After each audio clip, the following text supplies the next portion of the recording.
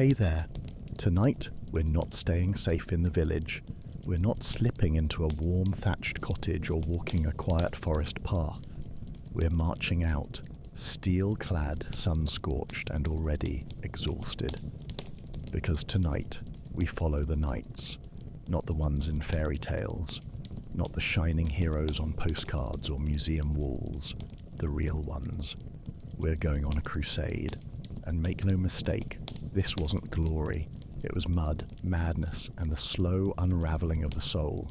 If you've ever wondered what it truly felt like to fight under a cross, to survive blistering deserts, impossible sieges, starvation, betrayal, and the deafening silence of your own faith cracking under the weight of bloodshed, you're in the right place. This isn't going to be loud. It's going to be heavy. One step at a time, one chapter at a time. Just like they marched. And if this kind of dark, quiet history helps you settle your thoughts at night, maybe hit like, maybe subscribe, only if it actually brings you peace. Before we dive in, let me know in the comments where you're watching from and what time it is for you. It's strange how comforting it is to see people around the world drifting off to the same story. So, take a breath. Dim the lights, because the crusade doesn't wait for the weak. Let's begin. The cross on your chest isn't yours. You don't get to choose the crusade. It chooses you. One morning, the village priest announces it. A holy war. A call from God, or more precisely from Rome. And before you've had time to question it, a red cross is stitched to your tunic. Not in silk or glory, but in rough thread that itches against your skin. It marks you now, not as a hero, but as property, because that's what you've become. Not a man, not even a soldier yet, just one more body counted under the banner of divine vengeance. Maybe you're a minor noble, a second son with no inheritance and nothing to lose, or maybe you're just a mercenary looking for coin and bread. Either way, you kneel, you swear, and you march. But the truth is, the crusade was never really yours. The reasons behind it, land, power, papal ambition, are wrapped in layers of sanctified language. They tell you it's about Jerusalem, about freeing the Holy Land, about your soul. But all you really know is that now you're part of something bigger, something messier, something you can't walk away from. There's no going back. Not because of honor, but because everything back home has already moved on without you. You're told the journey will be righteous, that you'll be fed and protected, that angels will guard your path. Instead, you begin with bad boots and an empty stomach. Your mail is too tight in the wrong places. Your sword wasn't made for this kind of weight, and already blisters bloom beneath your feet like open wounds. The march hasn't even begun, and your bones are whispering regrets. No one smiles. There's no fanfare, only the solemn clang of armor, the creak of leather, the weight of packs that never quite balance right.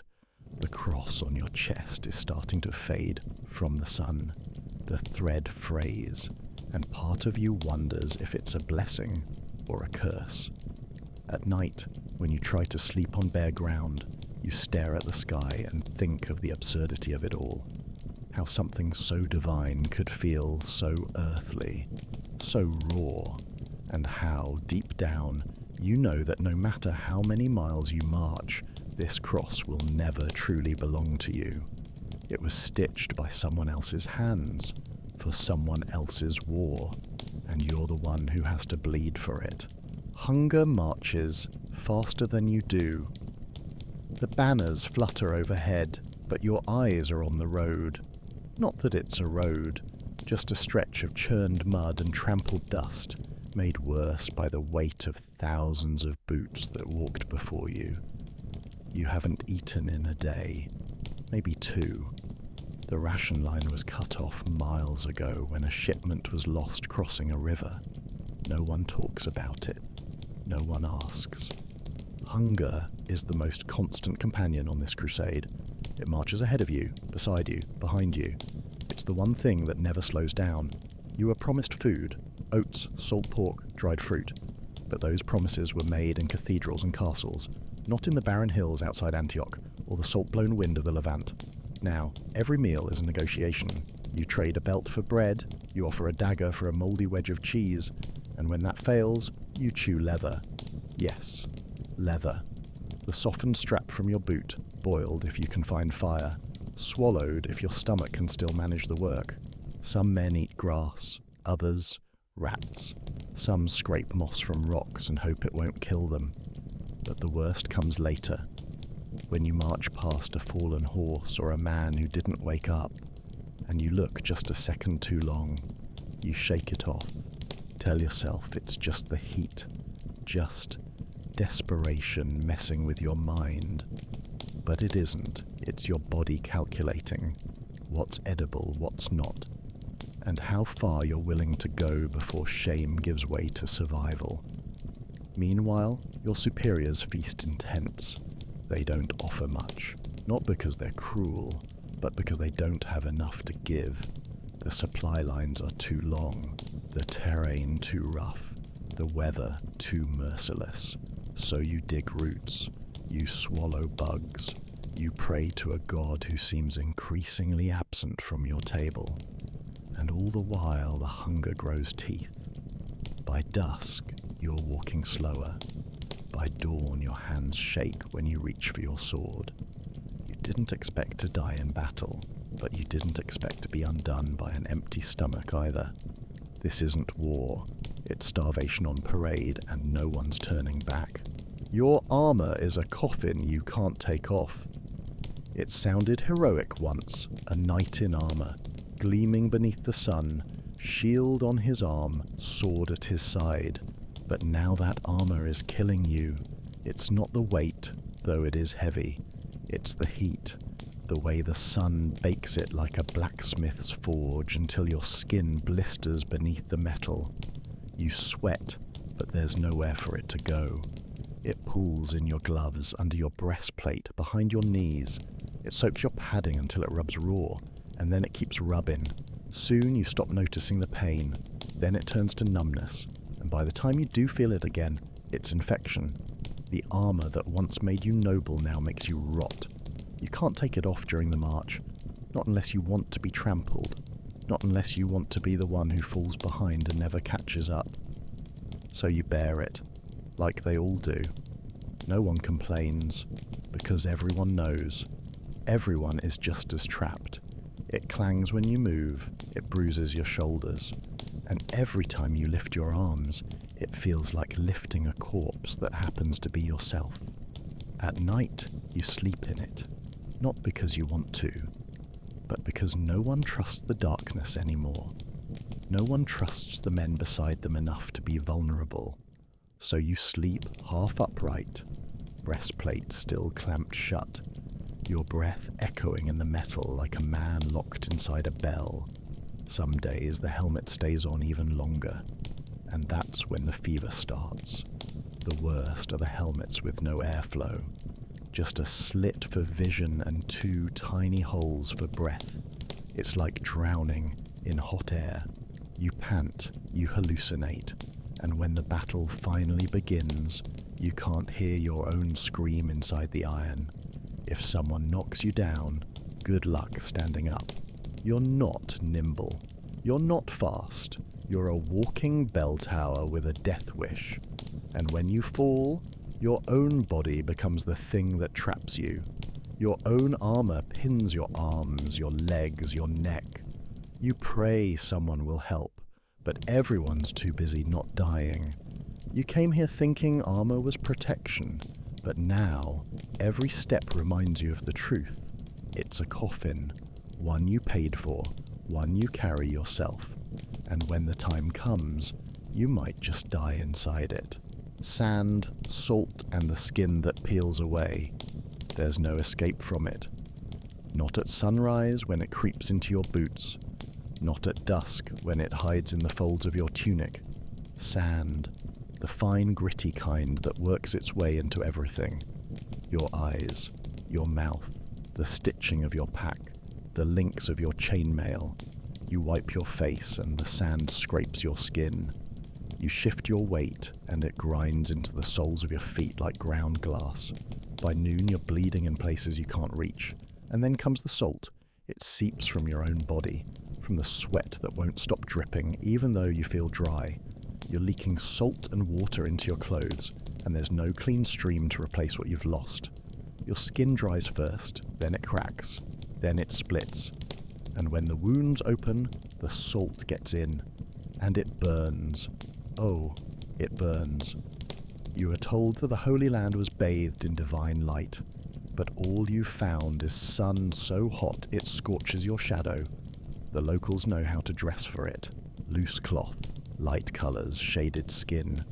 You wear steel and wool, because that's what you were given, because you didn't know better, because this isn't your land. The wind carries more sand. Some days it cuts sideways, a hot breath from a world that wants you gone, and it never lets up. Even water doesn't help. What little you have is warm, brackish, and tastes of rust. You sip it like medicine. It barely touches your thirst. Your lips crack. Your tongue swells. You stop sweating, and that's when it gets dangerous. Because if you're not sweating, your body has already begun to give up. Some men go mad. They walk away from the caravan and vanish into the horizon, chasing mirages. Others simply fall over, like puppets with their strings cut. There's no ceremony for them, just a quick prayer if someone has the breath for it. Sometimes you wonder if your own skin is still yours, or if it's just a husk you're walking in, one step at a time, until it gives out too. And still the sand clings, still the salt stings, still the skin peels away in slow, painful strips. This isn't just heat, it's erosion, of flesh, of mind, of spirit, and you're not a knight anymore. You're a scarecrow marching toward a fire, the sound of prayers with no answer. It starts out strong. You pray before every march. You kneel in the dirt, sword planted like a cross before you, and whisper words that once brought comfort. You believe, truly you do.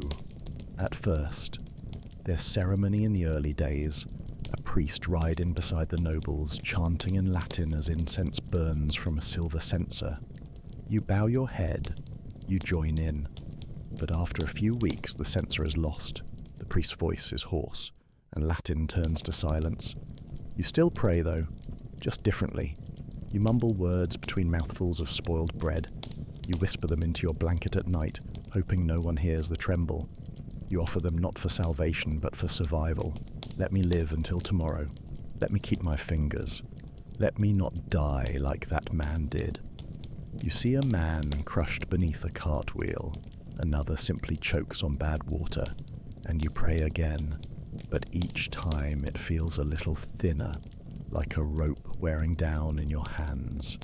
There are moments, quiet ones, when you stare into the fire and wonder if God is even watching. If he is, he's not saying much.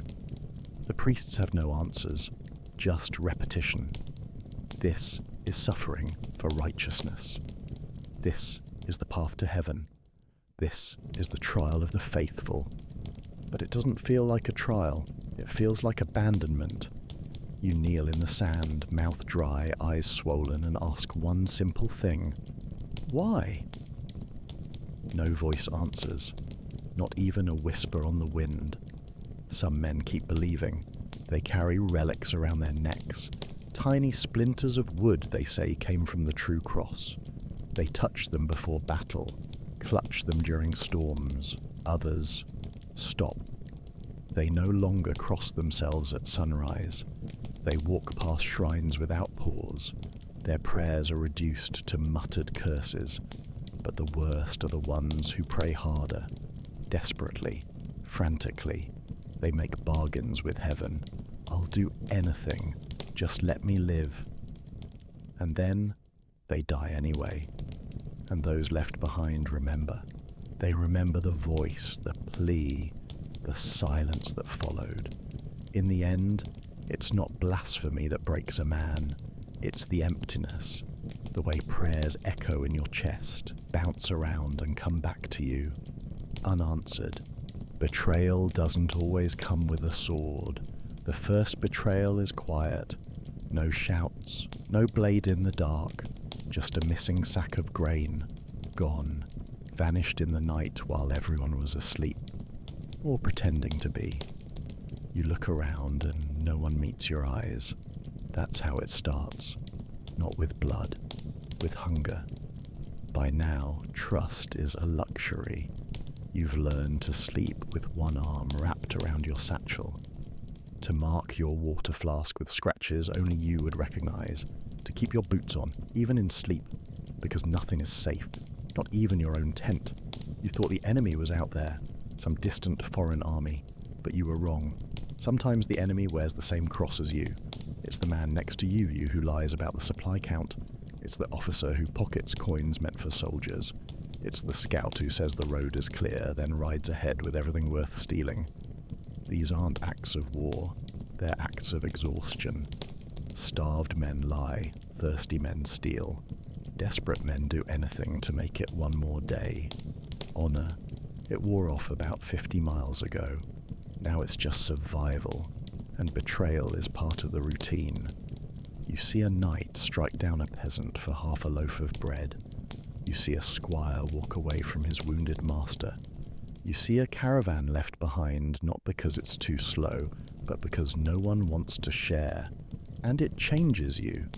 You begin to wonder who you'd betray, if it came to it. The boy you've marched beside since the start, the one who saved your life outside Damascus. Would you trade him for a water skin? You hope not, but hope is shrinking. You think of the stories back home, the ballads, the paintings of glorious crusaders riding side by side. They never mention what it's like to eat beside a man who'd slit your throat in your sleep. They never talk about the way you start counting who has what, who's getting weaker, who might not be missed. Some say betrayal is cowardice. Out here, it feels more like math, a simple equation of who lives and who doesn't, and every night you pray you're not next. Not the one who's left behind, not the one whose boots go missing, not the one who finally trusts the wrong man at the wrong time. Because out here, betrayal doesn't need a blade. It just needs hunger, silence, and the fading light of another wasted day. Blood doesn't wash off in dust. There's something about the first time you kill a man up close, not from a horse, not with a bow, up close, where you feel the heat leave his body, where your blade doesn't slice, it breaks, it tears, it sticks, where your hands slip from the hilt because they're slick with his life. You were told it would be glorious, that it would feel like justice, like divine purpose. It doesn't. It feels like vomit, like shaking knees, like the smell of piss. Yours or his, it doesn't matter. You see his eyes, and they don't close. They stay open, staring at you like he's waiting for you to say something, but there's nothing to say. You move on because you have to, because there are more behind him, because stopping means dying. But something in you stays there, kneeling in the dust, next to a man who had a name and now doesn't. After that, it happens again, and again, and each time it gets easier, but not cleaner. Your clothes stain, your hands crack from dried blood.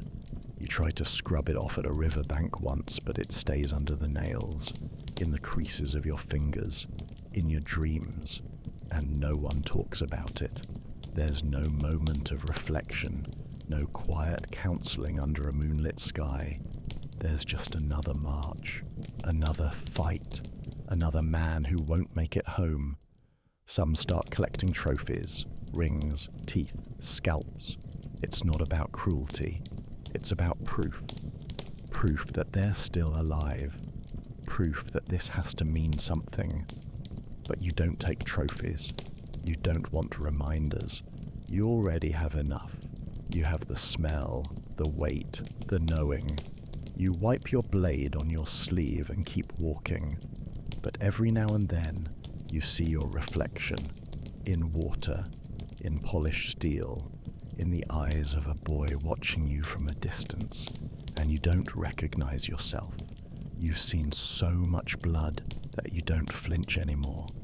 You hear screams and you don't pause, and that's the real stain, not on your hands, on your soul, because even if you survive this, even if you make it home, you won't be the same man who left, and that's the part no one told you. The night is not for sleeping. You'd think that after marching all day, after swinging a sword until your arms turned to rope, sleep would come easily. But it doesn't. Not here. Out here, the night is not a time for rest. It's a time for fear. You hear it before you see it. The cracking of brush, the shuffle of feet, the sharp cough that might be a man or something worse. You lie there, eyes wide, your blanket no thicker than regret, your breath shallow beneath the stars. There's no fire, not unless you want to be seen. The cold settles into your bones like an unwanted guest. You try to shift, to turn your shoulder away from the wind, but it finds you anyway. The camp is quiet but never silent. Someone's always snoring. Someone's always muttering in their sleep. Someone's always dreaming of home, or of the last man they killed. The nightmares out here aren't made up. They're memories. You close your eyes and see the man from yesterday, the one whose blood steamed on the dirt, the one who cried out for his mother in a language you didn't understand. And when you open your eyes, it's worse, because the stars are still watching. The men around you stir. Some keep their weapons clutched to their chest, like a child might hold a doll. No one trusts anyone, not really. You might share bread with the man beside you, but you wouldn't share sleep. Not fully, not deeply. You learn to rest in pieces, to drift in and out, ears tuned like a wolf's, ready to spring up, blade in hand, at the slightest sound. And then there are the whispers. Superstition spreads fast at night. Stories of spirits on the wind, of curses buried in the soil, of God turning his face away. You don't believe them. Until you do. Until you hear something move that shouldn't. Until you see a shadow where there's no one standing. Until the man next to you doesn't wake up, and no one knows why. Some men drink before sleep, rot-gut wine or fermented filth from a gourd, not to relax, just to forget. Others pray, feverishly, over and over, the same lines repeated like a charm. But most just wait for the sun to rise, wait for another day of marching, killing, enduring, and you start to realize something awful, that sleep, real deep healing sleep, doesn't happen here, not for you, not for anyone. You survive the night, not by resting, but by holding on until it ends. And then, in the pale light of dawn, you rise like a ghost from your blanket of dust and pretend you're still whole.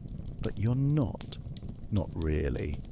You're just one more shadow walking into another day of hell. The water that kills you slowly. You dream about rivers, cold ones, clear ones, water that sings as it runs over stones, that you could drink by the handful, fresh, pure, clean. But when you wake, your mouth is dry and your dreams have lied, because there is no clean water here.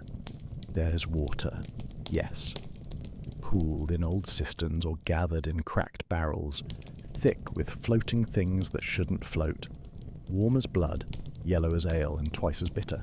And you drink it. You drink it because thirst is worse, because your tongue feels like leather, because your lips have split and the salt on your skin makes you sick. No one boils anything. There's no time, no fuel, no patience. You drink and pray it doesn't kill you, but sometimes it does. The first sign is the cramp. It grabs your stomach like a fist from the inside. Then the heat, sweat pouring out of you even in the shade. Then comes the rest. The kind of sickness that folds a man in half, that robs him of strength, breath, dignity. And still there's no clean water. You crawl to the next barrel and hope. Some men carry flasks with cloth wrapped over the mouth, a poor man's filter, a peasant's wish. They say it helps. It doesn't. The officers drink better, you can tell. Their cheeks don't sink like yours. Their eyes don't yellow. They hoard the casks. They share with their own. You learn to beg, to trade, to steal. You once gave away half a belt of arrows for one sip of what you hoped was holy water. It wasn't, but it didn't taste like copper and rot, so you called it a miracle. Then, there are the streams. Oh, the cursed streams. They look clean from a distance, blue in the sun, inviting in the heat. But they're poison. You learn this after the third man dies. After the fourth starts bleeding from places he shouldn't. The stream runs past a cemetery, a battlefield, a dump site. No one knows. No one asks. They just bury the ones who fall and move on. Thirst doesn't leave room for mourning. You begin to wonder what your body is made of anymore. Not blood and bone, but sickness, salt, and prayers to water that doesn't exist. Every drop you drink is a gamble, and still you drink, because what's the alternative? Out here, water is life, but it's also death, and you never know which one until it's too late. Starvation isn't just hunger, it's madness. At first, hunger is just a sensation, an ache in the belly, a gentle tug, easily ignored. But out here, that tug becomes a weight, then a chain, then a voice in your head that will not shut up. You start counting your steps by how empty your stomach feels. You ration the bread so tightly that crumbs start to look like a feast. You sniff your own leather strap and wonder if it would soften in boiling water. You're not starving yet, not in the first few weeks, not when the supply lines still crawl behind you, but when they vanish, when the wagons are burned, the horse is dead, the map's meaningless. Then it begins. You try everything. Boiling grass, roasting insects. You chew on bark until your gums bleed. Some men eat candle wax, some eat dirt. You watch one man cut open a mule that died 3 days earlier. The smell could kill a man. But he doesn't care. He digs in like it's roasted lamb. That's when you know this isn't just hunger, it's transformation. You start thinking like an animal. You stare at your friend's satchel longer than is decent, not because you want what's in it, but because you wonder if he's hiding something edible. You dream of food, not feasts, simple things. An onion, a boiled egg, a crust of stale bread. You wake up chewing air, then come the fights over scraps, over rumors of a hidden biscuit, over a single potato the size of your fist. A man will kill for that. You've seen it. You almost did it. And there's something worse than killing for food. It's watching someone eat while you starve. Officers still dine, even if it's just oats in a copper pot. They eat in private, behind canvas walls. They lie and say they're starving too. But you can smell the lie on their breath. It breaks something in you. You want to steal, but you're too weak. You want to run, but you have nowhere to go. And so, you rot, slowly. Your skin stretches, your eyes hollow, your thoughts blur like frost on glass. You forget words, you forget prayers. You start laughing when nothing's funny. You forget why you're here, you forget who you are. Because starvation isn't just the absence of food, it's the absence of self. It strips you bare until all that's left is a shadow of a man, shuffling through the dust, looking for something, anything to stop the noise in his head. And that, more than swords, more than plague, more than arrows in the sky, that's what breaks you. When the sky itself tries to kill you out here, even the sky feels cruel. You thought the enemy would be made of flesh, that the danger would come from men with swords and rage. But then the rain comes, and it doesn't stop. Not for a day, not for a week, sometimes not for a month. It turns the ground into soup, the roads into traps. Tents collapse under the weight. Blankets turn into wet rags. You haven't been dry in days, and your skin is starting to crack and blister in places it shouldn't. Your boots are soaked through. They never really dry. You sleep in them anyway because taking them off means you'll never get them back on. And then it gets cold. Not a polite chill. Not the crisp autumn cold that makes you wrap a cloak a little tighter. This cold bites, it reaches inside you. It settles in your bones like a debt that won't be paid. The fires help, but wood is scarce, and half the time it's too wet to burn. You huddle with other men, pressed together like corpses in a pit, sharing breath, not warmth. You think of home, of the little hearth you once cursed for being too smoky. Now you'd crawl across a continent for that smoke. Snow is rare here, but frost isn't. It comes in thin sheets that coat your gear, your beard, your lashes. And when you wake, you're not sure if the man beside you is asleep or frozen. And then there's the heat. You thought the cold was bad. Wait for summer. Armor turns into an oven. Every step in mail feels like dragging your body through fire. Water runs out faster than you thought possible. The sun doesn't set. It stalks you. Blisters form on blisters. Your lips crack and peel. You vomit from the heat, then collapse in it. Shade is a memory. Breeze is a myth. And it's not just the weather, it's the sky itself. Storms come like curses, angry and sudden. Lightning splits trees you were planning to sleep under. Winds rip through the camp like war dogs. You learn to build your tent with rope and prayer. Sometimes neither holds. There are nights when the stars vanish, when the heavens turn black and thunder drowns out your heartbeat. No one sleeps then. You just hold on, waiting for the storm to decide who lives and who doesn't. Because out here, the sky isn't blue. It's not hopeful or poetic. It's just another weapon, another enemy, another brutal reminder that even above you, there's nothing that cares if you survive this. When a pilgrim turns into a killer, you left home a pilgrim, that's what they called you anyway. A holy traveler, a soldier of God, your mother cried at the door. Your village priest blessed your sword. The road ahead felt righteous, a divine calling wrapped in glory and gold-threaded banners. But that illusion dies early. It dies the first time you raise your blade against someone who doesn't even raise one back. You think war will be rows of men on fields, that honor will dictate the shape of battle. But this is sacking a village at dawn. It's torching a home with people still inside. It's a woman screaming in a language you don't understand as her world crumbles beneath her feet. And you stop flinching. You don't become evil. Not at first, you just become numb. You loot because you're hungry. You burn because someone said it was part of the campaign. You kill because it's easier than hesitating. They told you God was with you, that you'd be doing His will. But nothing holy lives in the way you now swing that blade. You've seen men hang relics from their necks, crosses carved in bone, bits of saints' robes sewn into sleeves.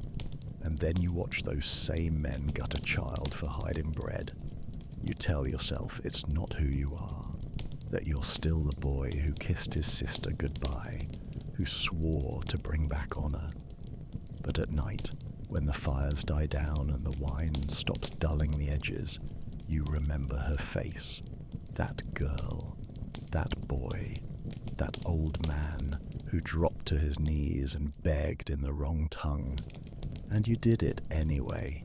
You start to wonder what the difference really is between a pilgrim and a marauder, between salvation and conquest, between faith and bloodlust. You want someone to answer that. But no one does. They just hand you more orders, more roads to march, more towns to flatten. You still pray sometimes, not for forgiveness, but to ask if anyone's still listening. There's a sickness that takes root in your chest. Not fever, not plague, but something worse. The slow decay of who you were, of what you thought this was. You stare at your hands, you used to farm with them. You used to feed a goat. Now they only know how to hold a weapon. And when you close your eyes, you don't see saints, you see shadows. Faces you can't name but can never forget. You didn't become a killer in one day. You became one in pieces. One decision, one command, one silence at a time. And now the armor still fits. But the man inside, you're not sure he exists anymore. Why you never trust a victory feast. The trumpets sound, the banners wave, and just like that, it's over, at least for now. The enemy is dead or scattered, the town has been taken, and the officers call it a victory. And what follows victory in a crusade? Feasting. It should be a celebration, a relief, a return to humanity. But in truth, it's something else, something darker. You walk into the makeshift camp square, where half-smashed tables are set with the spoils of war. Roasted meat, mostly horse or goat, no one really asks. Bread, tough and blackened from ash. Ale, watered down and sour, but still enough to loosen tongues and deaden memories. There's laughter here, the cruel kind, loud, too loud, as if volume alone can bury what everyone just saw.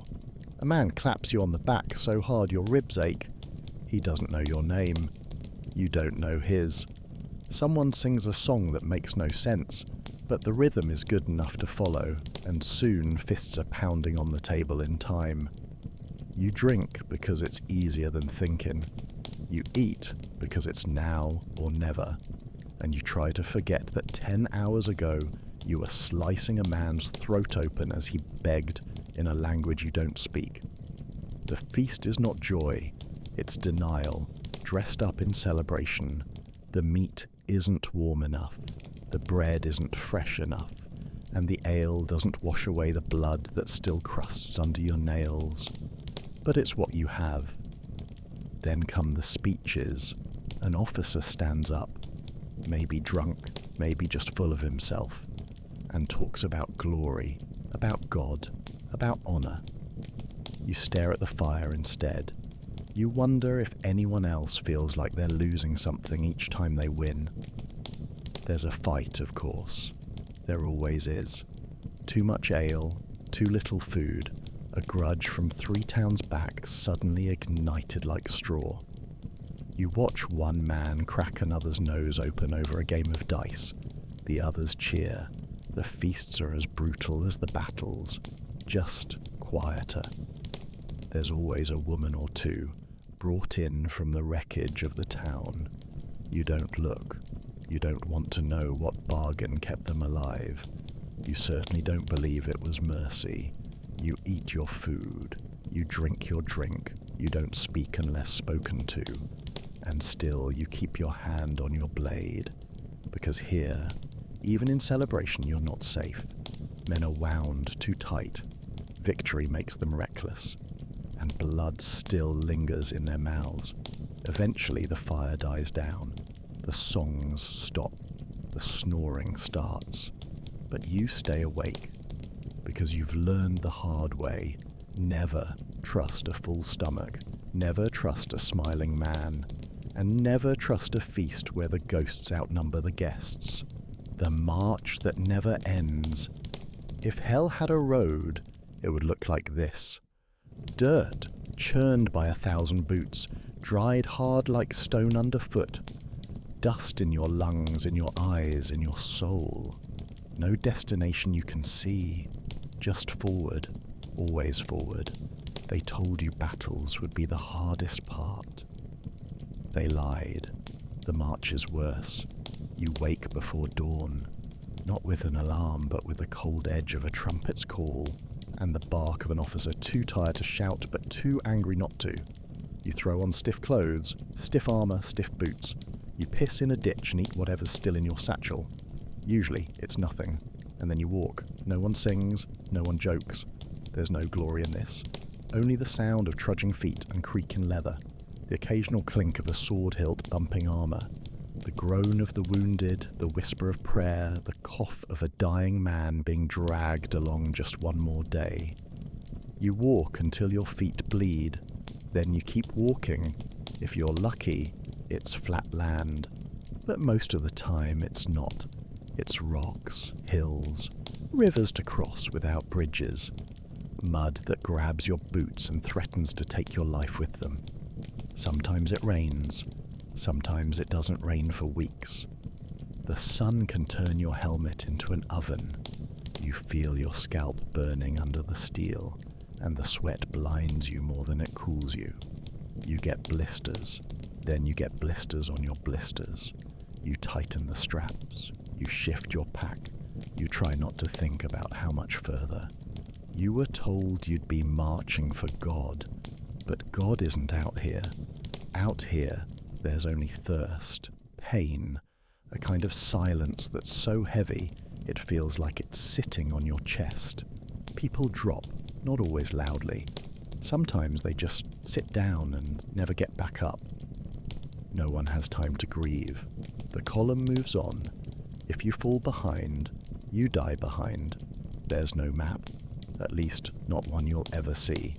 Only the vague promise that somewhere ahead there's a city, a fortress, a battle, but the road never tells you how far, or how many of you will be left when you get there. You start to envy the ones who broke an ankle and got to rest, or the ones who died quickly, or even the ones too sick to keep going, because marching isn't about strength, it's about obedience, it's about surrender. You learn to become a machine, not because it's heroic, because it's the only way to survive. Step, step, step. Don't think, don't stop, don't hope, just move. Because that's what crusades are made of. Not battles, not banners, not glory, but men like you, walking into the horizon, quietly dying with every mile, when the walls are higher than your faith. You see them first from a distance, great stone walls rising like a promise you'll never keep. The city you were told to take, the stronghold of the enemy, the reward for all your suffering. And all you can think is, how in God's name are we supposed to breach that? Sieges are different from battles. They don't start with a charge or end with a trumpet. They begin with waiting. Long, grinding days of rot and rain and despair. You build your camp outside arrow range, you dig trenches, you cut trees, you drag heavy wood and nail together siege towers that creak like coffins. But the enemy doesn't sleep. You see them watching from the walls. Their silhouettes move like ghosts behind the battlements. You imagine they have better food, clean water, actual shelter. The first night, they throw down insults. The second night, it's fire. They pour boiling oil, drop rocks the size of your skull, and loose arrows with deadly precision. You watch a man lose his face to a single stone. No one even flinches anymore. You spend hours behind crude shields, praying one of them doesn't split with the next volley. Then come the disease. The camp becomes a cesspool. So many people, so little sanitation. Flies, filth, and the smell of rot cling to everything. Wounds fester. People die in their sleep. You don't even bury them all. There's no time. Some men talk about tunneling under the walls. Others build towers higher than the gates. But the defenders are smarter. They know every trick. Sometimes you think the walls are laughing at you. Immovable, mocking, eternal. Supplies run low, you eat rats, you chew leather, you consider things you once thought unthinkable. Deserters try to flee at night. They don't make it far. And every time the horns blow and you're told to attack, you wonder if this time you'll be the one who doesn't come back. The worst part, the silence after a failed assault. Dozens dead. No progress. Just the wall. Still there, still untouched. Some men break. They start to pray louder, more desperately. Others stop praying altogether. You look up at the sky, but even heaven seems to have turned its back, and yet they say, "Hold the line. God is with us. This city is ours." But when you stare up at those towers and the heat wavers off the stones like a serpent, you can't help but think, if God is on your side, why are they the ones behind the walls? When even the Holy Land feels like a lie they said it would be sacred, that once you stepped onto that soil, your sins would vanish, that the land itself would hum with holiness, that every breath would feel like prayer. But when you finally arrive, you feel nothing. No light cracks the sky in welcome. No angels descend. Just the same scorched earth, the same dry wind, the same ache in your knees that's been with you since the first mile. This is the Holy Land. This dust, this blood-soaked road, this fortress reeking of fear and fire. You stand in Jerusalem, but you don't feel closer to heaven. You just feel tired. The city is quieter than you imagined. Broken buildings, streets that echo with a silence thick as ash. Not divine silence. Dead silence. You are told this was a land of miracles, but the only thing that multiplies here is suffering. The relics you see are guarded with chains. The priests sell blessings for coin. The churches look more like fortresses than sanctuaries. And you look more like a beast than a pilgrim. You've gone months without washing. Your clothes hang from your body like rags. Your hands are cracked and blackened. Your blade is no longer a symbol of faith. It's just a tool for keeping others away. You kneel in the church of the Holy Sepulchre. Others do too, but no one weeps. Some mutter prayers, some just sit in silence, and some stare at the walls like they're trying to find the meaning carved between the stones. But there's nothing there, just age, dust, maybe hope, long since dried up. You were promised clarity. Instead, you find confusion. You think about the people you killed, the ones you left behind, the part of yourself you buried somewhere along the road. And now you stand here, at the supposed center of all things, and you feel hollow, not redeemed, not transformed, just exhausted. The Holy Land doesn't absolve you. It doesn't cleanse your soul. It doesn't whisper secrets or lift the burden from your chest. It just watches, silent, uncaring. You came seeking meaning, but meaning doesn't live here, not anymore. Maybe it never did. When brothers become strangers, you start the crusade side by side, shoulder to shoulder, pledging loyalty, praying as one, promising to watch each other's backs. You call them brother, even if they come from lands you've never seen, speak in dialects you barely understand. At first, it feels real. You share bread, you laugh around the same fire, you fight together. But the longer the road stretches, the more silence grows between you. It starts small. Someone hoards a bit of water. Someone else cuts the line for food. You overlook it, at first. Then a blade goes missing. Someone is caught stealing from the dead. Accusations fly. Trust starts to rot. You stop walking side by side. Now it's one step behind, just enough distance to breathe without suspicion. The man you once would have died for, you now sleep with one eye open around him. During the march, you start to notice the alliances. The French knights stay with the French. The Germans grumble in their own tongue. The English mutter insults under their breath. The unity cracks. When food is low, you eat faster. When water runs out, you drink in secret. And if your brother looks too weak to fight, you stop sharing. You stop looking him in the eye. Eventually, a disagreement over coin or command turns to shouting, then shouting to fists, then fists to steel. A man bleeds. No one helps. No one stops it. Because here's the truth. The further you go, the more everyone starts to look like a threat, even the ones you called family. You witness betrayals. One group deserts during a siege. Another turns their weapons on former allies for control of a city gate. No one is surprised anymore. The cause, the faith, they're still spoken aloud, but now they ring hollow. You hear more about who controls trade, who gets what title, who claims the spoils. The brotherhood is gone, replaced by cold stares and careful silences. You eat in different corners of the camp now. You keep your hand on your dagger even when you sleep.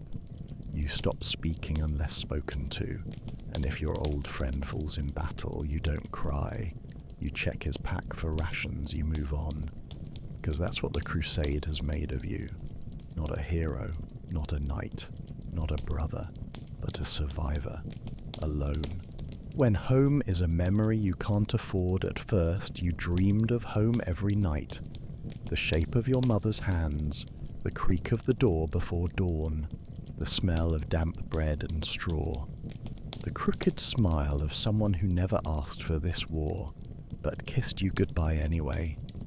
But now, you can't remember the name of the village next to yours, can't recall the way the hills curved around the old well. Your father's voice, once so vivid, has thinned into an echo just out of reach. Home feels like a story someone once told you. Comforting, distant, probably not true. You used to count the days until you returned. Now you count the days since you left, and stop counting when the numbers feel too heavy to carry. The Crusade has replaced everything. Your tent is your only roof. Your companions, the ones not yet dead, are your only neighbours. Your bed is dirt. Your peace is borrowed silence between battles.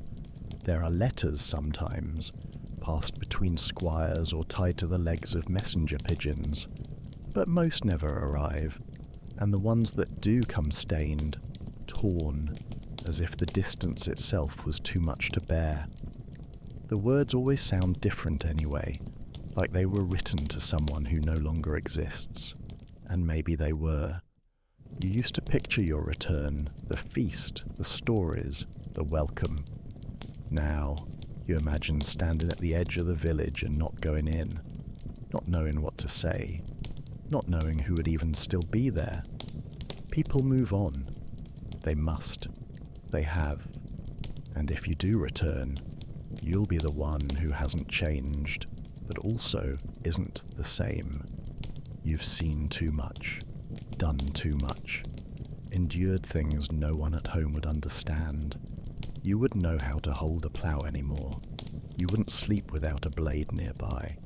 You wouldn't laugh like you used to, so instead you don't think of home. You pack away the memories like gear before a march, neatly, quietly, as if forgetting them will hurt less than remembering what they've become, because home isn't waiting for you. And in your heart, you know, you're not the one returning. You're the ghost they'll talk about by candlelight. The name whispered when someone asks, whatever happened to him? And no one will really know. When victory tastes like ash, it happens almost suddenly. The gates open, the enemy falls, the city is yours. Trumpets wail, hoarse and shrill. Voices rise in cheers that feel hollow, even as they echo off stone walls. You've won. That's what they say anyway. But no one feels victorious. The streets are slick with something thicker than water. Bodies lie in heaps, some still twitching. The air is choked with fire and prayers and the wails of the conquered, and the ones doing the conquering. You're told to take what you want, and some do. Gold, bread, silk, anything not nailed down. Others take darker things. You walk through homes that were lived in just hours ago. Chairs still warm, dishes still set, now overturned, smashed, soaked in grief. You don't feel like a liberator. You feel like a thief in armor. A man kneels before you, clutching a child. You could strike him down. No one would question it. No one would care. You lower your blade and walk on. But his eyes follow you, not in fear, in judgment. You pass a chapel where your own men have taken refuge, but not for worship. They rest there, drunk on wine meant for communion. A priest sits in the corner, broken and silent. There's no glory in this. Your commander calls it God's justice. You call it something else, but only in your head. When the flames rise too high, someone finally gives the order to retreat. You camp outside the city again. Not because you must, but because it doesn't feel right to stay. And as night falls, the cheers quiet. Men sit by the fire, picking at crusts of bread, their eyes unfocused. This is the victory you marched for. This is what the sermons promised. A city in ruin, a banner hanging limp from a splintered tower. A mouth dry with dust and a soul wet with shame. You think back to the first day of the Crusade. The oaths, the songs, the sun on your face. Now the only thing that touches your skin is the smoke. You want to sleep, but your dreams will take you back inside those walls. You want to believe it meant something, but your heart knows better. Victory came, but it left something behind, something broken, something burning, something you'll never be able to wash off. Not with holy water, not with time, just ashes. When you realize there's no going back, the crusade is over, at least that's what they say. The banners are lowered, the surviving leaders sign treaties you don't understand. The commanders toast with trembling hands, forcing smiles that don't touch their eyes. And you stand at the edge of the camp, looking toward the horizon, but there's no joy, no sense of direction. Just a vast, silent distance that no longer feels like home. The men around you begin to leave in small groups. Some are headed back across the sea. Some plan to stay, to stake claims on land that was never theirs to begin with. Others vanish into the wilderness, too lost to rejoin any world. You still carry your sword. You still sleep with your back to a wall. You still check every shadow as if it holds an ambush. You realize you've become something else. Not a knight, not a pilgrim, not even a man in the way you once understood it. You've lived too long on the edge of death. You've forgotten what quiet feels like unless it's soaked in dread. And the idea of returning feels like a cruel joke. What would you return as? The son, the brother, the lover.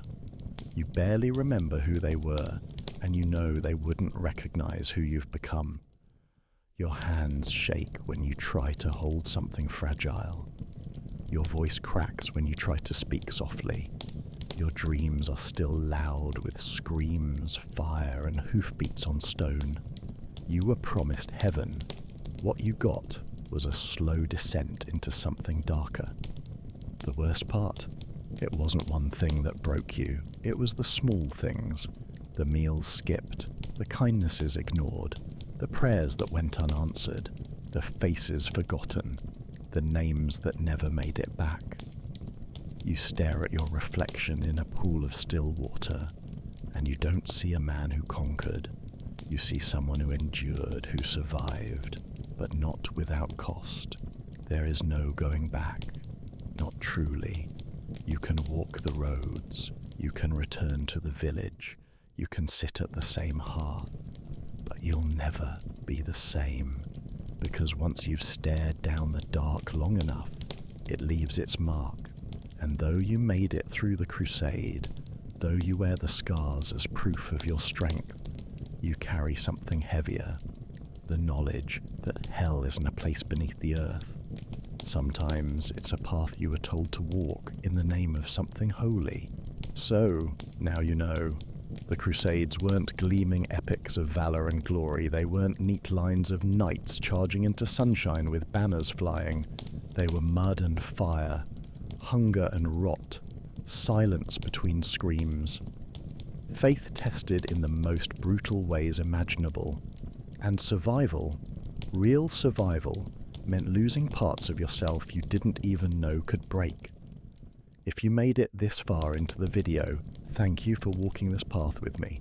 It's not an easy story to tell, and it's certainly not an easy one to hear. But sometimes the most honest parts of history are the ones nobody paints on stained glass. Let me know in the comments. Did you ever learn about this side of the Crusades in school? Which chapter struck you the hardest? And where in the world are you listening from? I always love reading your thoughts, especially the ones that come in late at night, when the world is quiet and the past feels just a little closer. If this kind of deep, slow history helps you unwind, helps you think, or even helps you fall asleep, go ahead and subscribe, but only if it brings you peace. That's the only reason we're here. Until next time, sleep well, stay curious, and remember, history isn't just what happened, it's what we choose to carry. Good night.